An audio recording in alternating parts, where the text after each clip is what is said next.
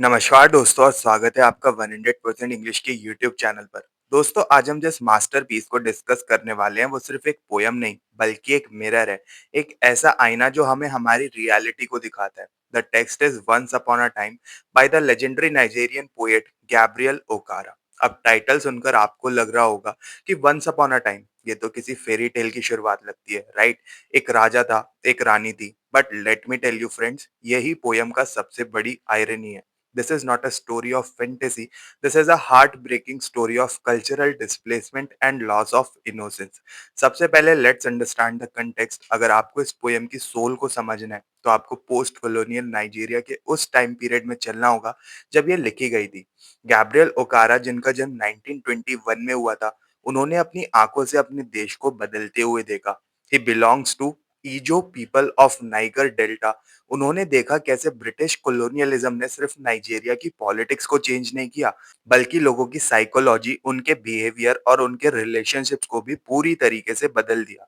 इस कंटेक्स्ट में एक टर्म बहुत इंपॉर्टेंट है जो आपको याद रखनी चाहिए, जिसको हम कहते हैं नेग्रीट्यूड। ऑल्दो ओकारा इंग्लिश में लिखते थे, उन्हें अक्सर द नाइजेरियन नेग्रीट्यूडिस्ट कहा जाता था। नेग्रीट्यूड एक मूवमेंट था जो ब्लैक आइडेंटिटी और अफ्रीकन वैल्यूज जैसे वार्मथ, इमोशन और कम्युनिटी को सेलिब्रेट करता था against the cold logic and materialism of the West. तो कंटेक्स्ट सिंपल है। ओकारा नोटिस कर रहे हैं कि जैसे जैसे लोग मॉडर्न या वेस्टर्नाइज होते जा रहे हैं, वो अपनी सिंप्लिसिटी को खो रहे हैं। बिफोर कोलोनाइजेशन लोग हंसते थे तो दिल से हंसते थे, but now they have learn the art of pretence. ये पोयम बेसिकली एक कन्वर्सेशन, एक ड्रामेटिक मोनोलॉग की तरह, जहां एक फादर अपने बेटे यानी अपने सन से बात कर रहा है। नाउ व्हाई द सन? क्योंकि बच्चों में अभी भी वो पुरानी इनोसेंस बची हुई है जो बड़ों में, जो एडल्ट्स ने खो दी है।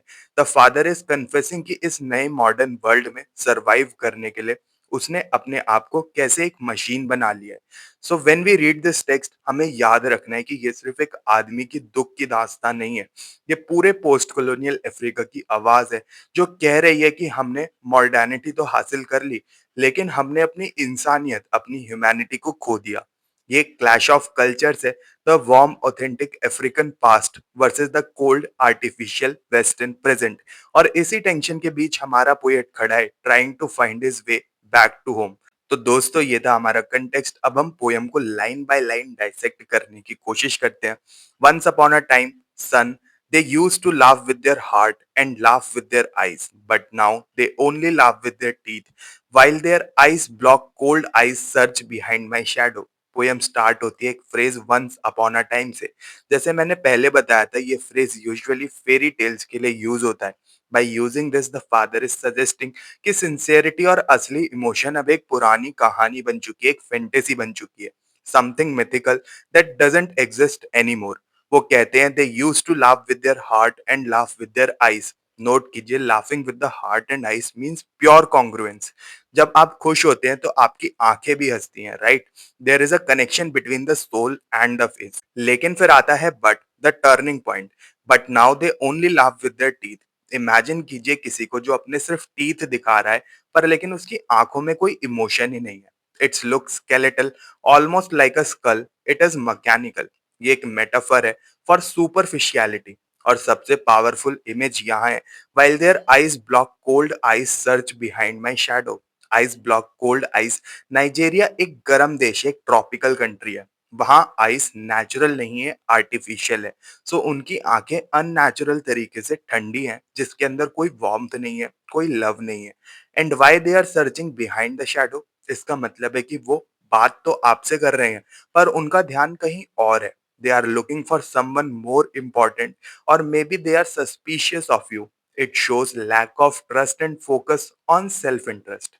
There was a time indeed they used to shake hands with their hearts, but that's gone, son। Now they shake hands without hearts, while their left hands search my empty pockets। Next poet बात करते हैं handshakes की। पुराने जमाने में handshake एक symbol था trust और फ्रेंडशिप का, शेकिंग हैंड्स विद हार्ट्स। लेकिन अब फादर कहते हैं that's gone son. It is very blunt and sad realization. अब लाइन देखिए, while their left hand search my empty pockets. ये लाइन बहुत ही क्रिटिकल है। राइट हैंड से वो आपसे हाथ मिला रहे हैं, ग्रीटिंग यू, लेकिन लेफ्ट हैंड जो ट्रेडिशनली चीटिंग या हिडन मोटिव्स के लिए यूज होता है, वो आपकी जेब, आपकी पॉकेट को टटोल रहा है। There is a direct comment on materialism and corruption. In the post colonial world relationship transactional हो गई हैं। लोग आपसे इसलिए नहीं मिलते क्योंकि वो आपको पसंद करते हैं, बल्कि इसलिए मिलते हैं ताकि वो चेक कर सकें कि आपके पास कितना पैसा है। Even if the pockets are empty, they still search. It shows greed. Feel at home, come again, they say, and when I come again and feel at home once, twice, there will be no thrice, for then I find doors shut on me। यहाँ scene shift होता है social visits पर। लोग कहते हैं feel at home और come again, sounds polite right, लेकिन poet कहते हैं कि अगर आपने गलती से उनकी बात मान ली और आप सच में वहां बार बार चले गए, वंस ट्वाइस, तो there will be no thrice, तीसरी बार दरवाजा बंद मिलेगा। इसका मतलब है उनके वर्ड्स हॉलो हो चुके हैं, खोखले हो चुके हैं। वो सिर्फ फॉर्मेलिटी के लिए कह रहे हैं, they don't actually want you be there. ये दिखाता है मॉडर्न सोसाइटी में हॉस्पिटैलिटी सिर्फ एक ड्रामा बनकर रह गई है। बाउंड्रीज ड्रॉ हो चुकी हैं और कम्युनिटी फीलिंग खत्म हो गई है। So I have learned many things son. I have learn to wear many faces, like dresses, home face, office face, street face, host face, cocktail face, with all their confirming smiles like a fixed portrait smile। अब poem का tone shift होता है। Father अब सिर्फ दूसरों को blame नहीं कर रहे, वो मान रहे हैं कि उन्होंने भी एडजस्ट कर लिया। He says I have learn to wear many faces like dresses. ये एक जबरदस्त सिमिली है। जैसे हम ओकेजन के हिसाब से कपड़े बदलते हैं, वैसे ही वो अपना चेहरा, अपनी पर्सनैलिटी बदलते हैं। आइडेंटिटी अब रियल नहीं रही, वो एक कॉस्ट्यूम बन गई है। ही लिस्ट देम, होम फेस घर के लिए एक चेहरा, ऑफिस फेस काम के लिए प्रोफेशनल मास्क, कॉकटेल फेस, ये वर्ड इंपॉर्टेंट है। कॉकटेल पार्टीज वेस्टर्न कल्चर का पार्ट है। सो कॉकटेल फेस रिप्रेजेंट करता है उस फॉल्स सोफिस्टिकेशन को जो कोलोनाइजेशन के बाद आई है। And finally fixed portrait smile. कभी आपने देखा है पुरानी पेंटिंग्स में लोग कैसे वियर्डली स्माइल करते हैं? It looks stiff and frozen. उनकी स्माइल अब जेन्युइन हैप्पीनेस का एक्सप्रेशन नहीं है, बस एक सोशल रिक्वायरमेंट है, एक कन्फर्मिस्ट मास्क है। And I have learn to laugh with only my teeth and shake hands without my heart। I have also learned to say goodbye when I mean good riddance, to say glad to meet you without being glad, and to say it's been nice talking you after being bored। यहाँ father का confession और ज्यादा deep हो जाता है। वो कहते हैं मैंने भी सीख लिया। He admits that he has become part of the problem। He lists the lies he tells every day। वो कहते हैं glad to meet you, पर अंदर से वो खुश नहीं है। वो कहते हैं नाइस टॉकिंग टू यू, जबकि वो एक्चुअली बोर हो चुके हैं। वो कहते हैं गुड बाय, पर लेकिन उनका असली मतलब होता है गुड रिडेंस, यानी अच्छा हुआ मेरी जान छूटी। ये लाइंस दिखाती हैं कैसे सोसाइटी का प्रेशर हमें झूठा बना देता है। We sacrifice our authenticity just to be polite। It's sad because the speaker hates this about himself, but he feels he has no choice। But believe me, son, I want to be what I used to be। When I was like you, I want to unlearn all these muting things। Most of all, I want to relearn how to laugh, for my laugh in the mirror shows only my teeth like a snake's bare fang। ये stanza poem के एक climax है। The tone becomes desperate. He says I want to be what I used to be when I was like you. वो अपने बेटे की तरह बनना चाहता है, इनोसेंट और pure. He uses the word unlearn. Notice कीजिए, हम हमेशा लर्न करने की बात करते हैं, पर यहाँ विजडम भूलने, फॉरगेटिंग में है। He wants to delete this artificial programming. और फिर आती है सबसे shocking image, my laugh in the mirror shows only my teeth like the snake's bare fangs. जब वो शीशे में अपनी फेक स्माइल देखता है, उन्हें इंसान नहीं दिखता, उन्हें एक स्नेक दिखता है। स्नेक क्यों? बिकॉज स्नेक डेंजरस और डिसेप्टिव होता है। बेयर फैंग्स यानी जहरीले दांत दिखाता है एग्रेशन का sign. He realizes that by wearing these masks, he has become a monster। He has become dangerous to himself and others। This is the moment of intense self-loathing। So show me, son, how to laugh। Show me how I used to laugh and smile once upon a time when I was like you। और finally last stanza में roles reverse हो जाते हैं। Usually बाप बेटे को सिखाता है, बट यहाँ father is begging to son to be a teacher. Show me son how to laugh. वो चाहते हैं कि उनका बेटा उन्हें वो वापस पुराना असली तरीका सिखाए हंसने का। The poem ends with the repetition of once upon a time. ये एंडिंग बहुत ही ट्रैजिक है दोस्तों, क्योंकि पोयम यहीं खत्म हो जाती है। हमें नहीं पता कि फादर कभी चेंज हो पाए या नहीं। It leaves us with lingering sadness कि once innocence is lost, it is incredibly hard to get it back. The father is trapped in the modern world, looking at his son at the last hope of humanity. So that was the line by line breakdown। हमने देखा कि कैसे ओकारा ने body parts, teeth, eyes, hands और faces को use करके पूरी philosophy explain कर दी। अब आते हैं इस पोयम के कुछ डीप मीनिंग्स पे और देखते हैं इसकी एक बहुत ही गहरी सोशियोलॉजिकल कमेंट्री को। इस पोयम का सबसे बड़ा थीम है कल्चरल डिस्प्लेसमेंट का। गैब्रियल ओकारा एक पोस्ट कॉलोनियल राइटर हैं। जब वो कहते हैं वंस अपॉन अ टाइम, तो वो उस वक्त को याद कर रहे हैं जब नाइजीरिया वेस्टर्न कोलोनाइजेशन से पहले अपनी ट्रेडिशनल वैल्यूज पर चलता था।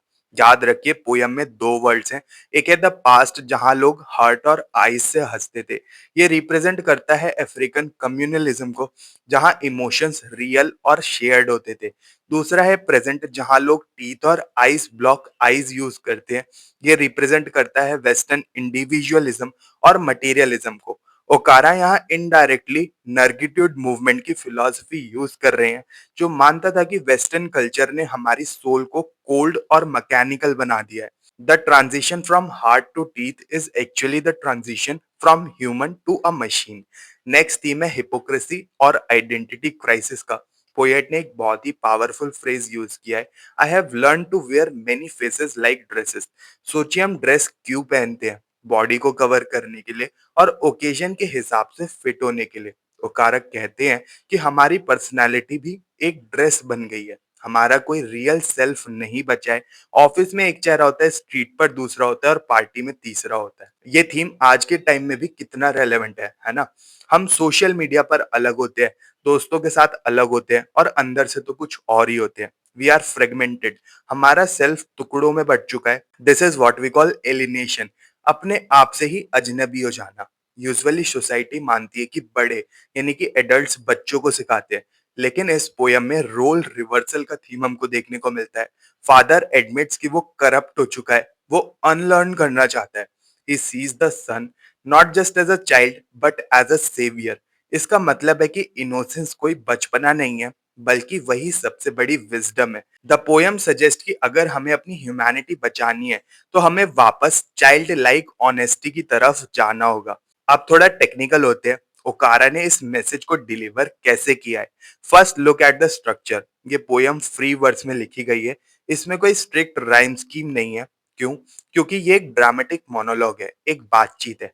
अगर ये राइम करती तो ये आर्टिफिशियल लगती। The free words make it sound like a raw honest confession straight from the heart.